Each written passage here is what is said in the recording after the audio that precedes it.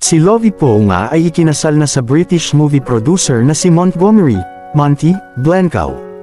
Ang kasal ay naganap sa Cliveden House sa England noong August 26, 2023. Si Tim Yap, isang TV host eventologist, ay nagbahagi ng mga detalye ukol sa kasal sa pamamagitan ng Instagram at Facebook. Habang naglalakad si Lovie patungo sa altar, naging emosyonal siya at natatawa habang sinasabi na gusto niyang tamasahin ang sandaling iyon. Ang background music ng kanyang paglalakad ay ang instrumental ng kantang, "Pangarap Ko Ang Ibigin Ka", ni Regine Velasquez, na nagbigay ng Filipino vibe sa okasyon. Nagluha-luha si Monty habang sinalubong ang kanyang bride para sa pagsisimula ng seremonya.